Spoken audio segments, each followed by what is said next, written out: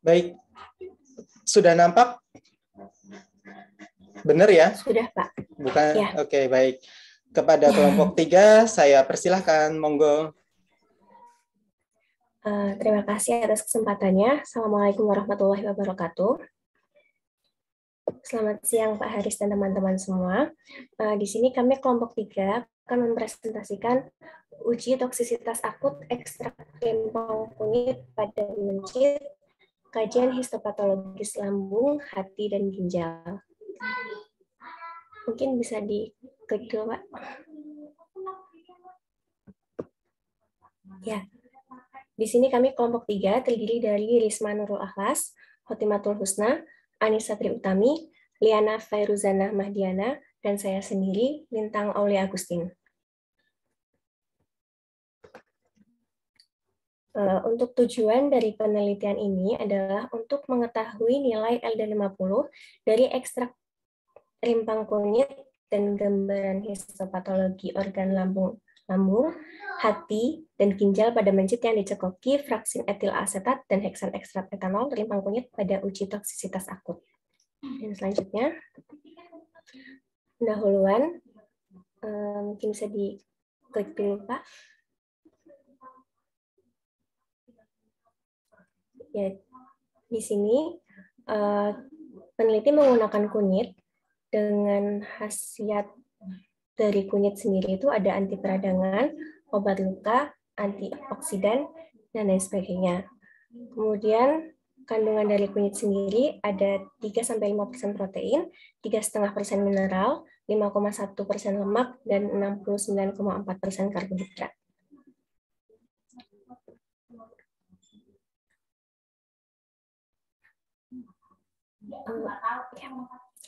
Untuk metode yang digunakan di sini, peneliti menggunakan rimpang kunyit yang berusia 9 bulan dan diambil dari Balai Penelitian Tanaman Obat dan Aromatik Balitro dari Bogor.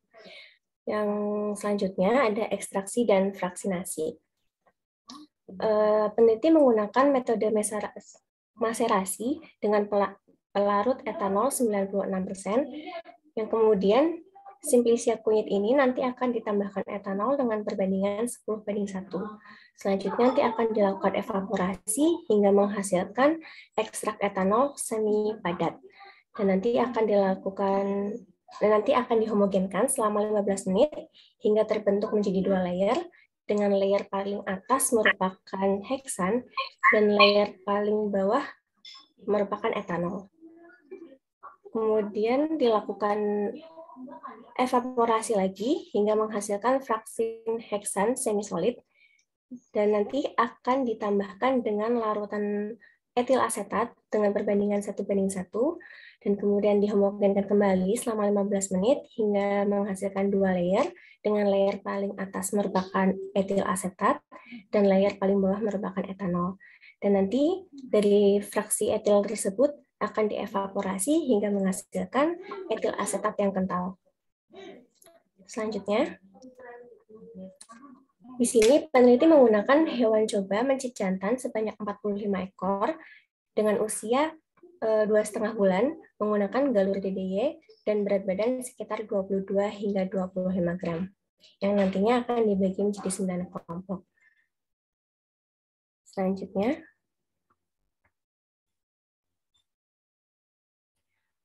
peneliti melakukan uji intoksikasi akut dengan cara diberikan dosis toksifraksi etil asetat dan heksan pada perlakuan 2 dan perlakuan 9.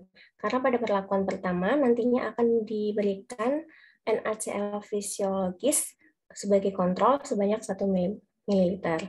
Kemudian nanti akan diamati gejala klinis dan kematiannya. Kemudian hewan coba dikorbankan dan dinekropsi. Selanjutnya, pada metode pengamatan patologi anatomi dan histopatologi, nantinya mencit perlakuan dan mencit kontrol akan diamati selama 48 jam, dan organ yang diamati adalah lambung, hati, dan ginjal. Pemeriksaan secara histopat nanti akan diawali dengan difiksasi dalam larutan buffer normal formalin atau BNF 10%, kemudian didehidrasi menggunakan alkohol, dan dilakukan clearing menggunakan silol, dan di-embedded dengan parafin. Nanti parafinnya akan dipotong sekitar 5 mikrometer. Kemudian yang diamati adalah pada lambung akan menghitung jumlah sel parietal dan sel zimogen atau shift. Kemudian pada hati akan menghitung persentase sel hepatosit yang degenerasi dan nekrosis. Dan pada ginjal akan menghitung persentase sel tubulus yang degenerasi dan nekrosis. Analisis data yang digunakan pada patologi anatomi secara deskriptif dan pada histopatologi secara kuantitatif. Untuk hasil dan pembahasan akan dilanjutkan oleh rekan saya, Risma. Terima kasih. Oke, terima kasih Lintang. Bismillahirrahmanirrahim.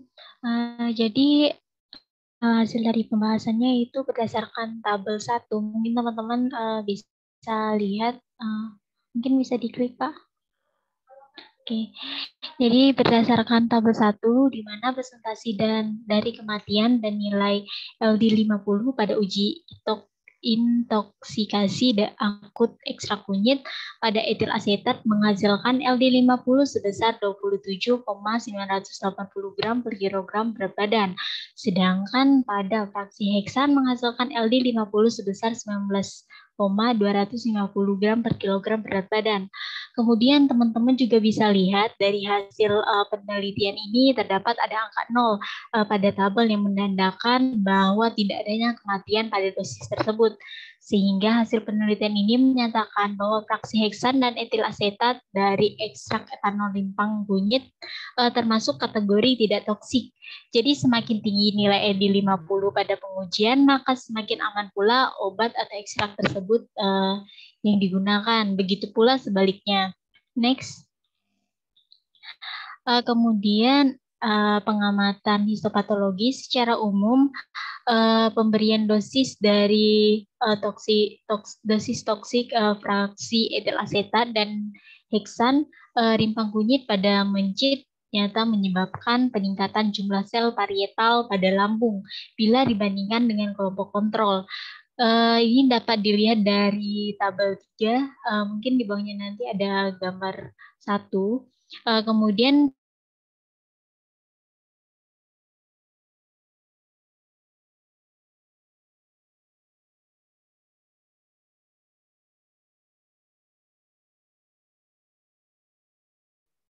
Risma, apakah tersambung atau saya yang kepental ini?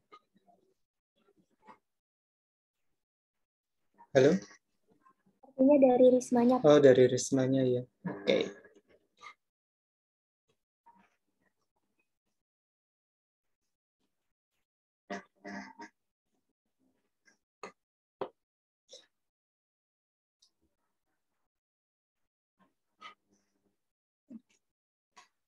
Risma masih masuk dalam grup atau enggak ya?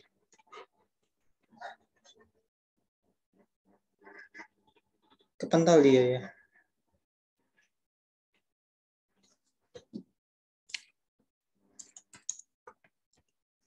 Iya, enggak ada.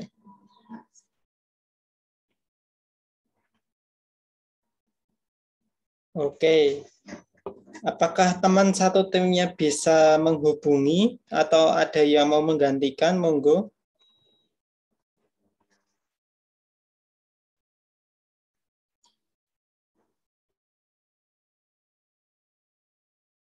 Sebentar, Pak.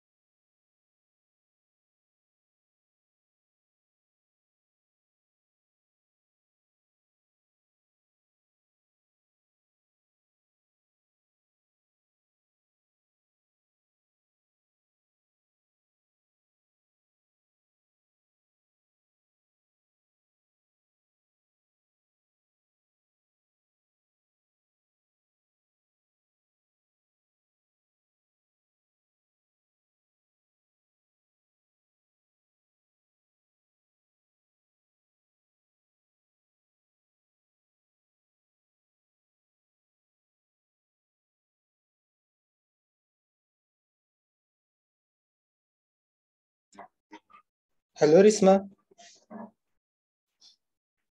tadi kayaknya udah masuk ya?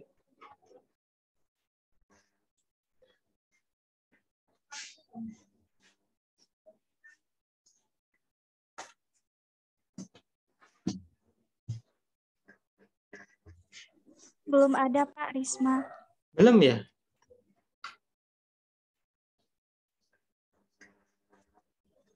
Sebentar Pak, akan digantikan oleh Anissa, lagi mengambil mikrofon.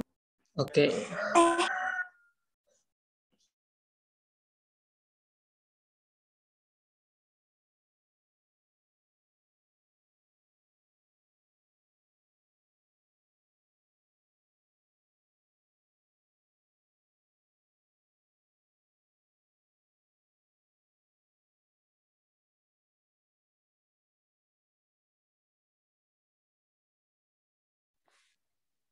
Cek suara saya apakah sudah terdengar atau belum? Sudah? Mohon maaf Pak, PPT-nya ngeblank di tempat saya. Black hitam. Sebentar Pak, saya ganti sinyal dulu.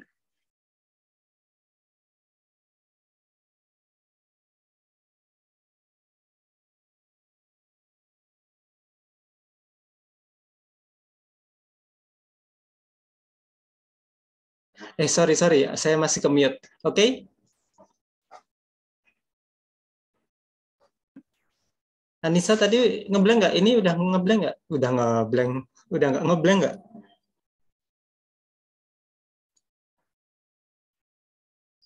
Oke, sudah. Saya lanjutkan. Ini secara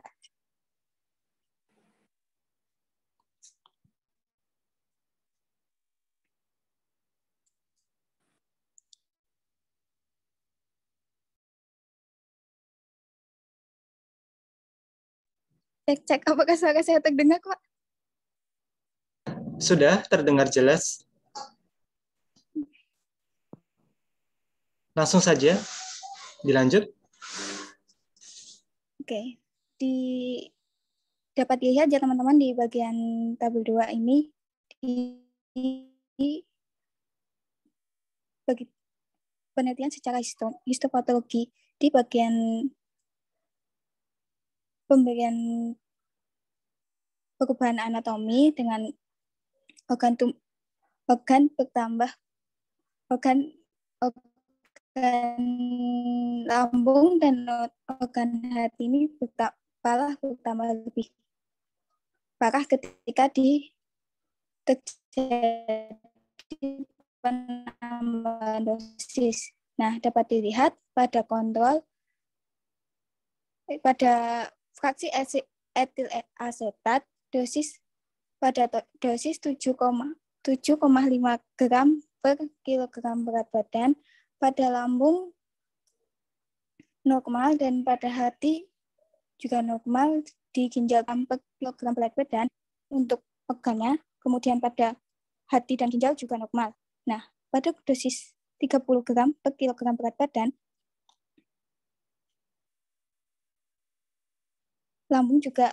organ lambung juga normal, tidak ada perubahan, sedangkan pada hati dan ginjal ini mengalami kognesti sebesar 20%.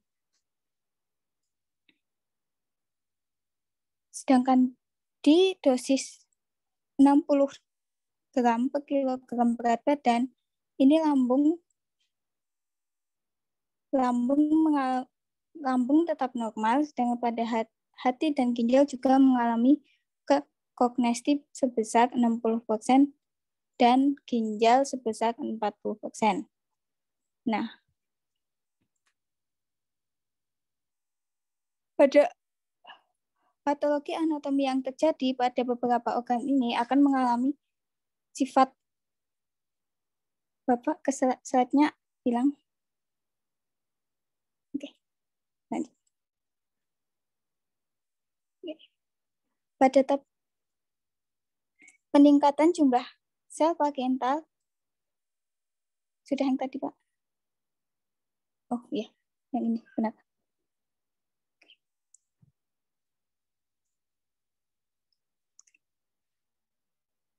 Peningkatan jumlah sel pariental pada lambung dibandingkan kontrol ini sangatlah berbeda. Ini dapat dilihat pada tabel 3 ya teman-teman. Pada kontrol, sel pariental sebesar 13, pada dosis 0,09 kilogram berat badan, sel pariental ini sebesar 13,24 dengan kurang lebih dengan standar deviasi 6,70 pangkat 4. Dan sel seismogennya itu 41,60 dengan standar deviasi 8,32 BC. Nah, di dosis fraksi etil asetat terdapat perubahan yang sangat signifikan. Selanjutnya, Pak. Next. Nah, dapat dilihat dari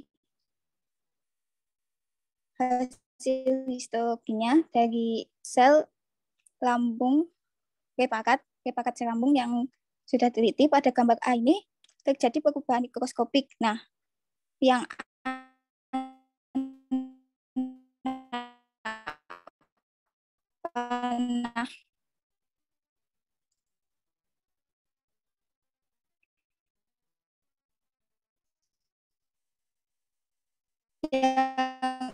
bisa dilihat ya teman-teman, yang anak saya terdengar jelas. Agak patah-patah, tapi bisa dilanjut.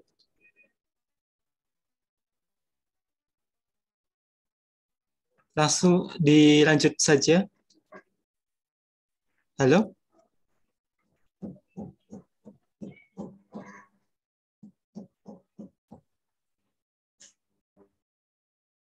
Anissa suaranya nggak masuk ya? Oh ya, sudah.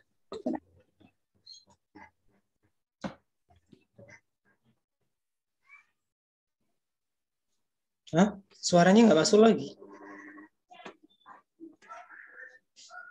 Belum? Nggak masuk? Iya nggak? Teman yang lain dengerin suaranya Anissa nggak? Di bagian mikrofonnya gerak sih. Cuma suaranya nggak masuk. Atau saya saja yang nggak dengerin ya? Ya Pak, suaranya tidak masuk. Nggak ada suaranya, Pak. Oke.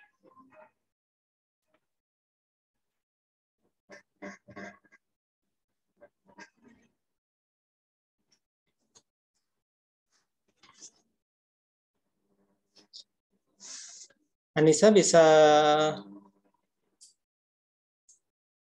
unmute lagi? Malah nggak ada ini.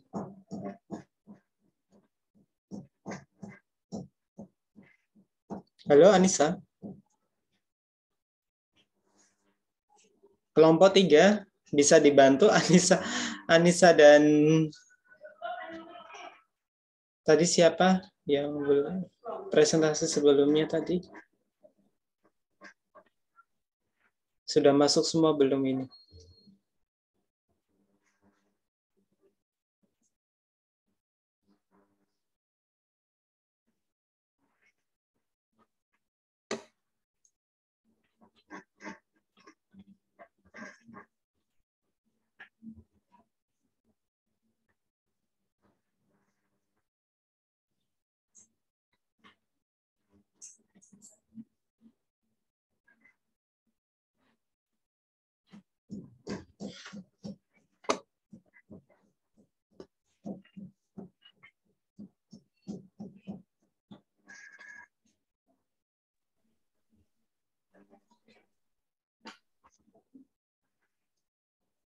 Halo, halo.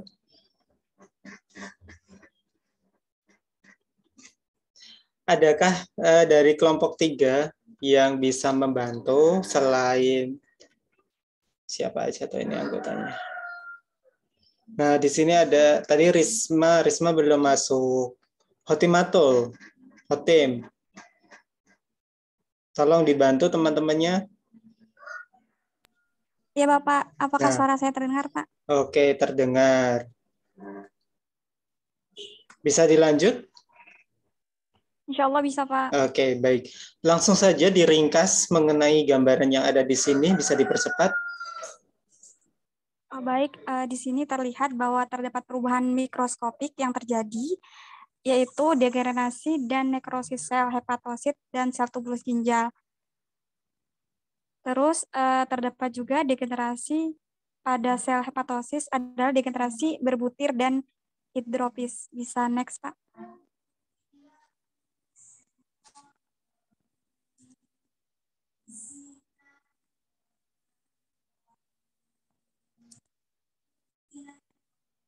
Maaf, Pak. Bisa next slide-nya. Oke. Sudah? Ini yang gambar ginjal. Oke, Pak. Baru terlihat. Dilihat dari tabel 4, yaitu tabel rataan presentase degenerasi dan nekrosis sel hepatosis mencit, ini dapat disimpulkan bahwa degenerasi sel hepatosis dengan derajat ringan. Kemudian dilihat dari gambar, ditemukan pada ginjal degenerasi dan nekrosis beberapa sel tubulus ginjal pada kelompok fraksi heksan dan fraksi etil asetat. Bisa di next, Pak. Jadi kesimpulannya nilai LD yang nilai LD 50 yang didapatkan itu sebesar 27,98 gram BB dari BB tikus yang etil asetat, sedangkan yang heksan nilai LD yang didapatkan LD 50 yang didapatkan sebesar 9,25 gram per kilogram, yang dapat disimpulkan bahwa keduanya itu tidak toksik. Terima kasih. Terima kasih, mungkin ada pertanyaan. Baik. Terima kasih kelompok 3 atas presentasinya, walaupun ada beberapa kendala ya, tetapi tidak apa-apa. Ini salah satu uji kalau saya baca toksisitas, dan toksisitasnya adalah toksisitas akut. Jadi untuk menguji apakah suatu senyawa herbal ini dia memang toksik atau tidak, karena nanti larinya adalah dia digunakan sebagai bahan dasar obat-obatan ataupun ya pokoknya intinya masuk ke dalam tubuh manusia gitulah. Karena pastinya kalau uji toksik berarti sudah diketahui manfaatnya. Oke, terima kasih kelompok 3 atas presentasinya. Saya persilahkan kelompok 4 untuk menanggapi. Silahkan kelompok 4. Ya, silakan Benta. Benta, Adel sama Putri. Yuk, langsung. Benta dulu, Adel, habis itu Putri. Baik, terima kasih Pak. Saya dari kelompok 4 izin bertanya kepada kelompok 3 tentang mengapa pemberian fraksi heksan tadi dapat menimbulkan degenerasi yang lebih parah dibandingkan dengan pemberian fraksi etil asetat. Kenapa heksan jauh lebih tinggi dibandingkan dengan yang asetat? Nah, ini sama pertanyaannya Benta dengan Adel ya. Mohon maaf, izin bertanya, mengapa pemberian fraksi heksan dapat menimbulkan degenerasi yang lebih parah dibandingkan dengan pemberian fraksi etil asetat? Sama ya? Oke. Putri Nabela, yuk.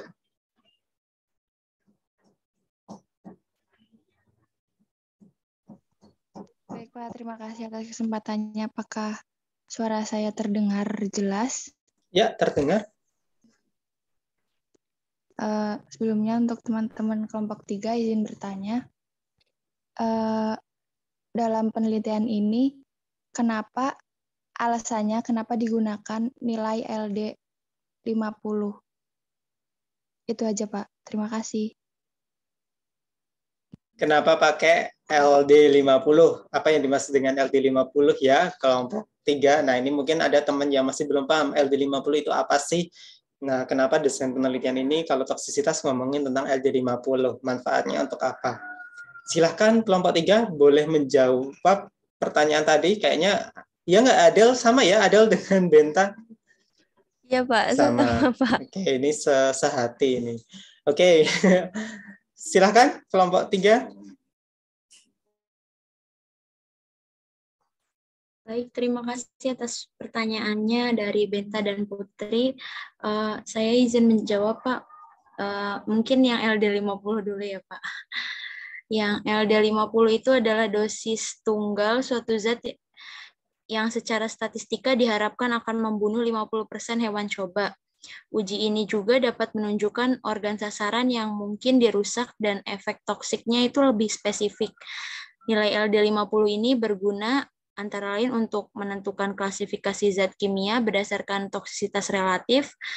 Berdasarkan nilai LD50 ini, klasifikasi suatu zat terdiri atas kategori super toksik, sangat toksik, toksik, cukup toksik, sedikit toksik, dan tidak toksik.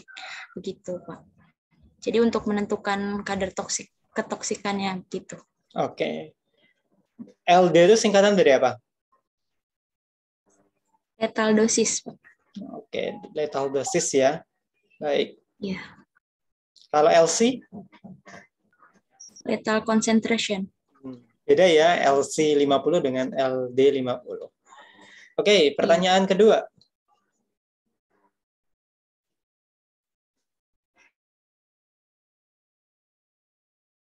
Sudah ketemu? Sudah. Baik, Pak.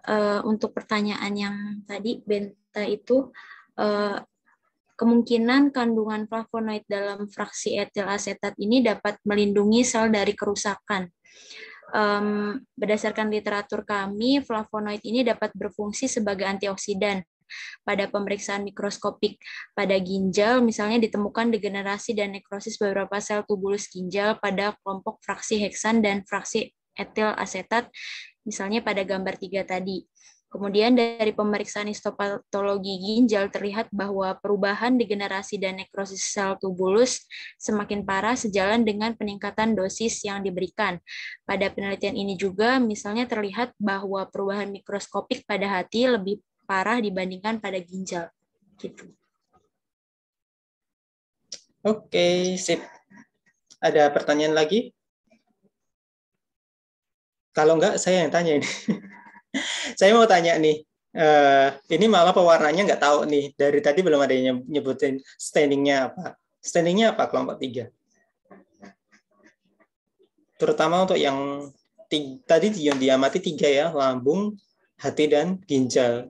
Hati dan ginjal ini sering ini dijadikan sebagai apa ya istilahnya tempat untuk pengamatan apakah terjadi kerusakan atau enggak gitu ya.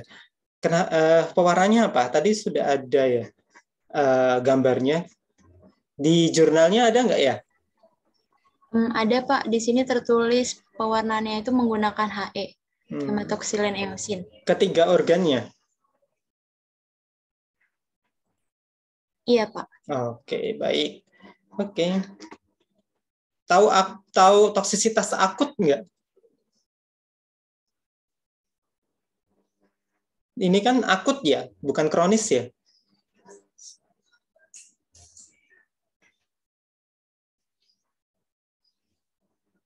Iya, Pak, akut. Oke, tahu bedanya ya? Kalau sepengetahuan saya, kalau akut tuh berarti lama gitu, Pak. Akut. Kebalik gak nih? Berapa lama waktu pemberian ekstraknya itu? Dalam jangka waktu berapa hari tikus atau mencitnya itu diberikan ekstrak ini? 14 hari, Pak. 14 hari. Termasuk akut, termasuk lama itu dalam dosis 14 hari? Enggak ya. Kalau akut itu dia dosisnya gini, kalau akut itu langsung gitu ya. Jadi bukan lama, dia malah dalam kurun waktu yang cepat. Dosisnya tinggi, gede, besar gitu ya. Kemudian diberikan dalam durasi waktu yang singkat. Nah, itu jenis yang toksisitas akut. Tetapi kalau kronis, itu kita bisa berikan dalam jangka waktu yang lama. Jadi kadang ada uji kita ngeriset pakai hewan uji, tetapi kita kasih ekstrak atau kita kasih obat senyawa apapun yang kemudian kita ingin lihat toksisitasnya dalam jangka waktu yang lama, bisa dalam waktu 1, 2, 3 bulan, atau misalnya dalam kurun waktu 6 bulan, 1 tahun, 2 tahun, dan lain sebagainya, tergantung dari umur hewan uji tersebut. Nah, itu masuknya ke kronis, toksisitas kronis. Ada subkronis lebih durasinya lebih pendek lagi. Nah, biasanya kalau yang waktunya ujinya 1 bulan gitu ya untuk mengamati toksisitas ini, nah itu disebutnya subkronis. Itu perbedaan antara, harusnya di fisiologi hewan eksperimental udah pernah dibahas ini dengan Bu Rita. Ya enggak? Iya, Pak. Oke, gitu. Baik. Lupa, Pak. Oke. Baik. Terima kasih kelompok 3 atas presentasinya. Berikan aplaus untuk kelompok 3. Kita lanjutkan ke kelompok 4. Halo kelompok 4.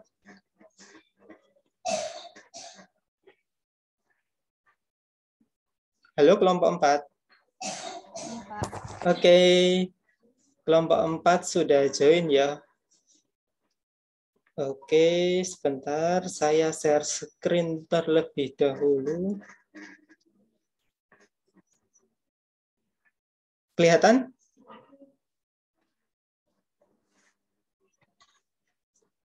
Kelihatan nggak? Halo? Sudah terlihat, Pak. Oke, baik. Aduh, di tempat saya mendung ini. Moga-moga nggak mati lampu.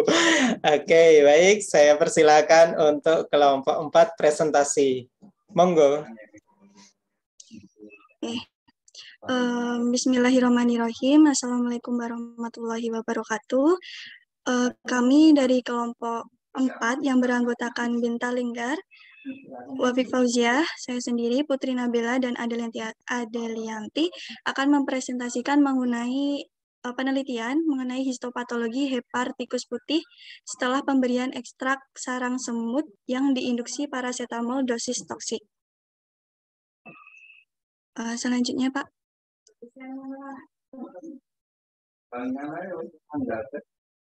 Ya, penelitian ini dibelatar belakangi mengenai penggunaan sarang semut atau Myrmecodia pendasi yang merupakan tanaman obat yang mana telah banyak digunakan sebagai pengobatan herba lokal. Secara empiris, rebusan dari sarang semut sendiri dipercaya dapat menyembuhkan kanker, tumor, asam urat, jantung koroner, wasir, tuberkulosis, migrain, reumatik, dan juga leukemia. Sarang semut ini juga dipercaya memiliki kandungan zat aktif berupa senyawa fenol dan flavonoid yang dapat berfungsi sebagai antioksidan. Nah, ini juga dibuktikan berdasarkan penelitian sebelumnya, yaitu oleh Sudiono tahun 2015, bahwasanya pemberian ekstrak etanol sarang semut dengan dosis 100-300 mg per kilogram berat badan per oral selama 21 hari ini tidak menunjukkan adanya toksisitas pada organ hepar, sehingga dapat diketahui bahwa senyawa aktif flavonoid dan fenol yang terkandung di dalam sarang semut ini tidak menimbulkan toksisitas di dalam tubuh. Kemudian, senyawa flavonoid tersebut juga memiliki fungsi sebagai antioksidan dalam menetralisir radikal bebas yang masuk ke dalam tubuh, sehingga dapat meminimalisir efek kerusakan pada hepar. Selanjutnya, ya. Kemudian paracetamol itu merupakan salah satu obat golongan analgetik antipiretik yang banyak digunakan saat ini. Nah, penggunaan dari obat paracetamol sendiri ini terbilang aman apabila dalam dosis terapi. Akan tetapi penggunaannya yang secara overdosis akan menyebabkan kerusakan pada hepar. Hal tersebut dibuktikan oleh penelitian dari Utami tahun 2017 yang mana paracetamol dalam dosis 250 mg per kilogram berat badan yang diberikan selama 10 hari itu akan menyebabkan nekrosis pada hepar. Hal tersebut dapat terjadi karena adanya hasil metabolisme paracetamol berupa N-asetil parabenzoquenin imid atau NACI yang mana senyawa ini tidak dapat dinetralisir secara keseluruhan oleh glutathione hepar, sehingga napki yang terakumulasi dalam hepar tersebut akan bersifat toksik dan pada akhirnya akan menyebabkan kerusakan pada hepar. Hepar sendiri berpotensi mengalami kerusakan karena memiliki fungsi dalam proses metabolisme dan detoksifikasi bahan kimia. Selanjutnya, untuk metode dalam penelitian ini sendiri, yang pertama adalah pembuatan ekstrak etanol sarang semut. Untuk pembuatan ekstrak etanol sarang semut sendiri, yang pertama yaitu sarang semut itu dicuci, kemudian dikeringkan dan dijemur di bawah sinar matahari. Setelah kering, kemudian sarang semut tersebut dipotong-potong kecil-kecil, kemudian dihaluskan di dalam blender sampai berbentuk bubuk. Nah, bubuk yang dihasilkan kemudian dimaserasi menggunakan etanol 96% selama 48 jam. Kemudian filtrasinya diambil dan disaring dengan kertas Whatman dengan filter nomor 42. Hasil filtrat kemudian dievaporasi dengan vakum rotary evaporator dalam suhu 45 derajat Celcius sampai solvent terevaporasi. Kemudian dilakukan pengujian hewan uji menggunakan tikus putih galur wistar jantan sebanyak 24 ekor dengan usia 2-3 bulan dengan berat badan 200-300 gram. Untuk penelitian ini menggunakan 4 kelompok dengan masing-masing kelompok terdiri atas 6 ekor tikus. Untuk kelompok pertama dengan P0, perlakuan 0 itu merupakan kontrol negatif tanpa diberikan adanya parasetamol dan ekstrak sarang semut. Kemudian kelompok kedua dengan perlakuan 1 itu diberikan parasetamol dengan dosis 250 mg per kilogram berat badan selama 10 hari. Kemudian kelompok ketiga dengan perlakuan 2 diberikan ekstrak sarang semut 250 mg per kilogram berat badan dan parasetamol 250 mg per kilogram berat badan selama 10 hari. Kemudian kelompok keempat itu perlakuan ketiga diberikan ekstrak sarang semut 250 mg per kilogram berat badan selama 7 hari yang kemudian dilanjutkan dengan pemberian parasetamol 250 mg per kilogram berat badan dan sarang semut 250 mg per kilogram berat badan selama 10 hari. Setelah selanjutnya Bapak. Setelah hari ke-18, tikus kemudian dilakukan eutanasi, kemudian dinekrosi, dan diambil organ heparnya, kemudian organ hepar tersebut direndam dalam larutan NBF 10%, dan kemudian dilakukan pembuatan preparat dan perwarnaan dengan metode Kiernan 2001 menggunakan hematosilin eosin. Preparat selanjutnya diamati di bawah mikroskop binokuler dengan perbesaran 400 kali, dengan masing-masing pada 5 lapang pandang berbeda. Parameter yang diamati untuk pengamatan yaitu lesi kerusakan dari hepar berupa hemorogi, kongesti, degenerasi, dan nekrosis. Untuk masing-masing variabel tersebut akan diperiksa dan diamati derajat keparahannya dan diberikan skor. Selanjutnya akan dilakukan analisis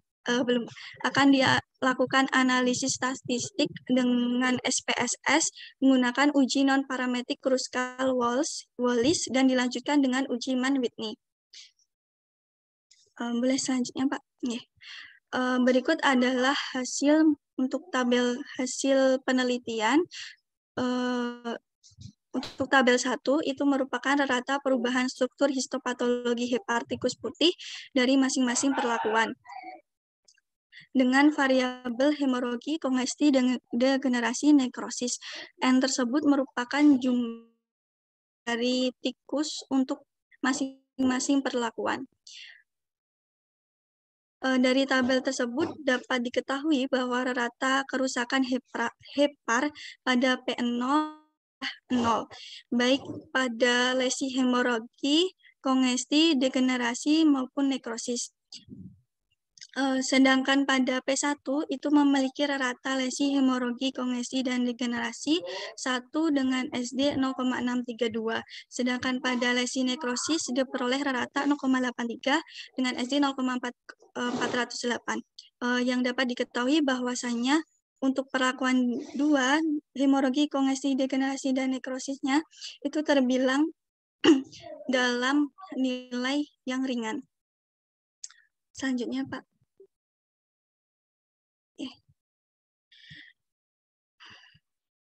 Berikut merupakan hasil pengamatan di bawah mikroskop binokuler. Untuk P0 yang ditanda panah itu merupakan vena centralis yang dimana terlihat tidak adanya hemorogi, kongesti, degenerasi, dan nekrosis. Kemudian pada perlakuan P1 itu dapat dilihat untuk panah dengan huruf A itu terjadi hemorogi ringan yang ditandai dengan sel-sel yang berwarna merah yang berarti bahwa sel-sel darah merah dalam pembuluh darah tersebut keluar. Kemudian untuk daerah B itu merupakan kongesti ringan pada sel hepatosit yang ditandai dengan adanya penimbunan darah pada vena akibat aliran darah yang tersumbat, yang dimana di sekitarnya itu akan berwarna biru karena tidak adanya asupan atau aliran oksigen yang masuk. Kemudian yang C itu terdapat degenerasi yang ditandai dengan abnormalitas sel-sel dan sel-sel yang berwarna putih karena adanya akumulasi lemak dalam sitoplasma. Kemudian yang D itu merupakan nekrosis yang ditandai dengan sel-sel yang terwarnai pucat karena inti selnya sudah tidak dapat karena membrannya sudah tidak dapat menyerap zat pewarna hematosilin eosin. Kemudian juga ada sel-sel tersebut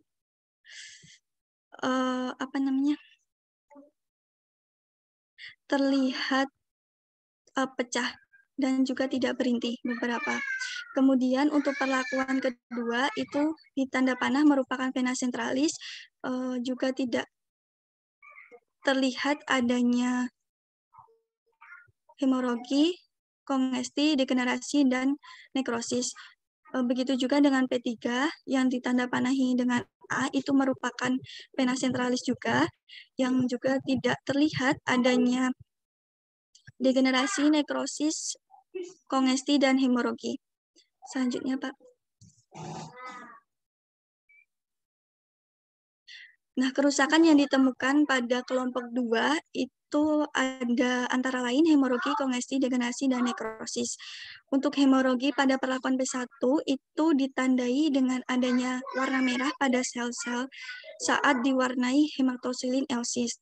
Penyebab dari hemorogi sendiri itu merupakan dikarenakan adanya keracunan akibat pemberian paracetamol dengan dosis toksik atau secara berlebihan, dan juga adanya obstruksi atau penyumbatan pembuluh darah.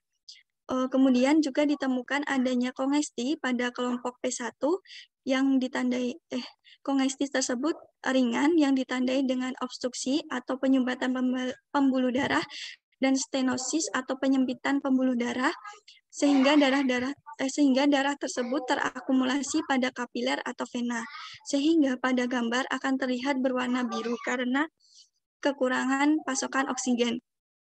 Kemudian pada kelompok P1 juga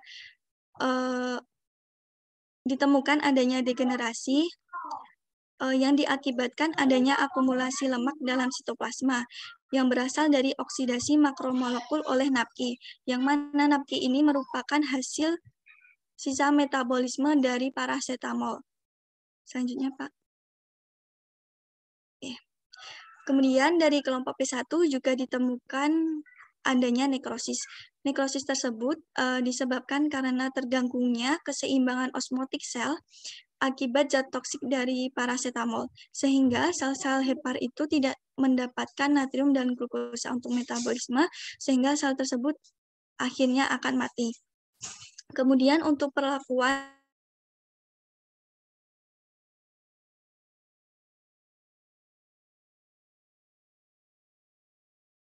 sehingga dapat disimpulkan bahwa pemberian ekstrak sarang semut pada perlakuan 2 dan perlakuan 3 ini dapat memperbaiki kerusakan yang ditimbulkan oleh parasetamol. Kemudian selain itu, sarang semut memiliki kandungan antioksidan, terutama yaitu kandungan flavonoid yang berfungsi untuk menguatkan, mengantisipasi kerusakan pembuluh darah, berfungsi sebagai antiinflamasi, antivirus, serta dapat menurunkan aktivitas radikal hidroksil, sehingga dihasilkan radikal bebas itu akan non-reaktif. Selanjutnya, kesimpulan dari penelitian ini, untuk pemberian parasetamol dengan dosis 250 mg per kilogram berat badan pada tikus putih, Ratus norvegicus serat jalur jantan menimbulkan lesi pada hepar berupa hemorogi, kongesti, degenerasi, dan nekrosis. Kemudian pemberian ekstrak sarang semut dosis dengan 250 mg per kilogram berat badan ini dapat memperbaiki kerusakan jaringan hepar tikus putih jantan akibat diinduksi parasetamol dengan dosis. Sekian yang dapat kami sampaikan. Atas kurangnya kami mohon maaf. Saya kembalikan kepada Pak Haris. Baik, terima kasih kelompok 4 atas presentasinya. Menarik sekali ya. Tadi ada 2 hal. Tadi saya ngomongin parasetamol ya, karena memang saya tertarik penelitian mengenai parasetamol. Wah, ini ternyata ada kelompok yang membahas mengenai parasetamol. Alhamdulillah. Nah, kemudian menariknya lagi, ini agak sama dengan kelompok 1. Jadi memang ada indikasi bahwa sarang semut ya, tanaman sarang semut ini memiliki potensi dia. Dan dari 2 hasil riset ini mengindikasikan dia bisa memperbaiki efek toksik gitu ya dari senyawa-senyawa, terutama zat-zat kimia yang kemudian masuk ke dalam tubuh. Terima kasih kelompok 4 atas pemaparannya. Saya lanjutkan ke sesi pertanyaan. Untuk kelompok 5, saya persilakan untuk menanggapi kelompok 4. Monggo kelompok 5. Baik, izin masuk, Pak. Ya, silakan. Terima kasih atas kesempatannya. Saya dari kelompok 5 izin bertanya. Tadi ada disebutkan tentang glutathione ya. Nah, pertanyaan saya itu bagaimana peran dan mekanisme kerja dari si glutathione itu terhadap sel heparnya gitu. Terima kasih. Oke, bagaimana mekanisme kerjanya dari glutathione itu ya? Oke, gitu Cucu.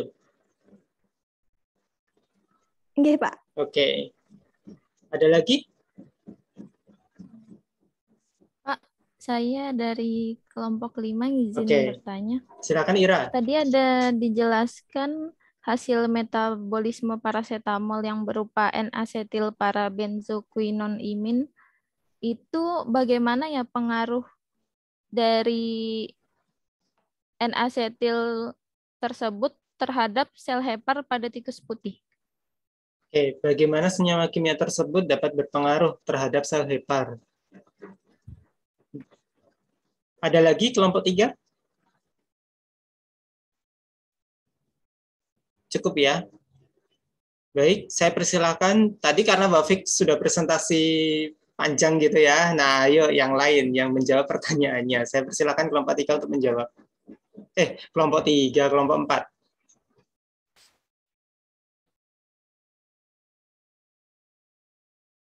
Langsung saja, silakan.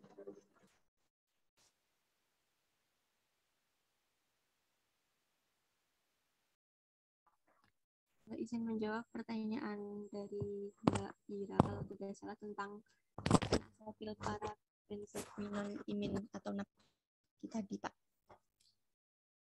Jadi N-asetil parabenzoquinonimin atau NAPQI ini merupakan hasil metabolisme dari parasetamol yang bersifat toksik apabila mengonsumsi parasetamol dalam jangka terus-menerus secara berlebihan. Nah, NAPQI ini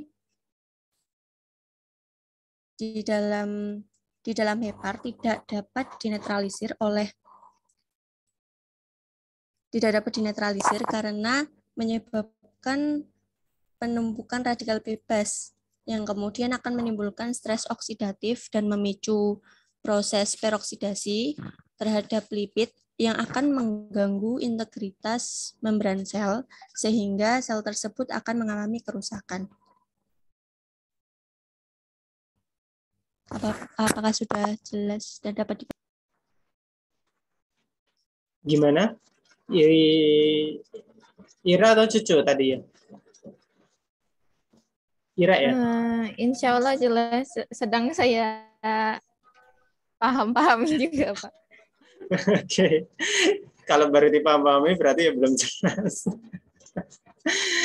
Ya, oke, baik. Gitu, pertanyaan yang kedua.